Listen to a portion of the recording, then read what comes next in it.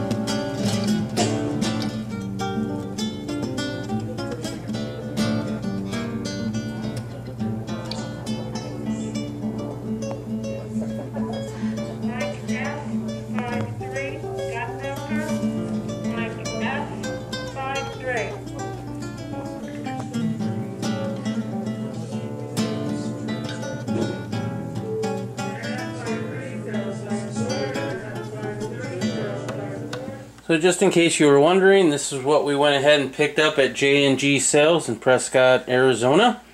This is what I'm going to be calling my $425 washer. Now you might remember a video I did not too long ago called my $400 AK. That was a Polish AK without a buttstock from the Poland factory in Radom. Now I had a few little things that I did not like, but most of them weren't a big deal. However, when I went to go ahead and put on the upper rail gas tube from Troy Industries, I learned that the receiving block here where the gas tube fits into was a little out of spec and it would not tighten down all the way properly. So I went ahead and took all the furniture off, all the upgrades off of that, and put it on Backpage. Kind of a Craigslist for guns. Well, I listed it at $550 and I sold it for $525 the next day. Now this entire setup right here cost me $519, but with tax it came out to almost $560. That's why I'm calling this washer my $425 washer.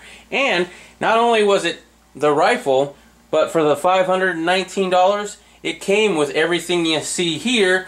Came with a Romanian drum, a bayonet, the bayonet holder, one magazine, oil can, cleaning kit, and of course a sling.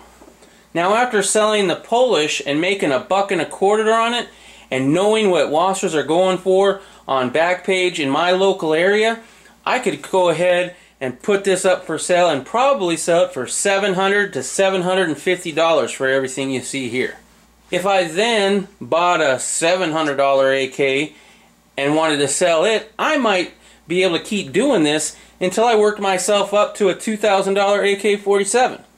However, even though that's tempting, I think I'm going to stick with this. But if I wanted to, I could easily sell the gun for $650.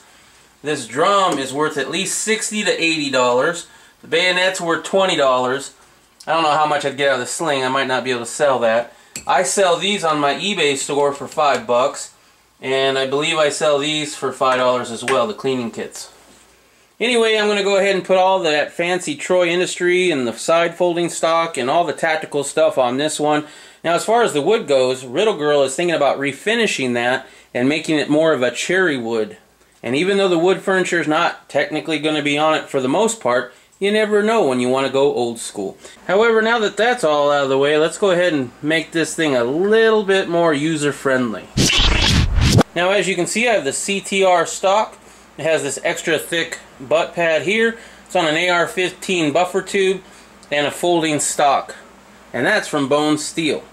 Moving forward, we have the Troy Battle Rail, both the upper gas rail tube and the lower rail. On the muzzle we have an AK-74 style brake for the AK-47, and that was given to me by El Tendo Fabrizio. Now this is quite a bit heavier than the stock AK-47 was. I believe a lot of that extra weight is in the Troy bottom rail. I can only imagine that the longer version would be even heavier. And a little bit of that weight is also in the folding stock. The upper rail gas tube really doesn't add anything to the weight at all. Alright guys, well I hope you enjoyed the video. If you did, please don't forget to give it a thumbs up and we'll talk to you later.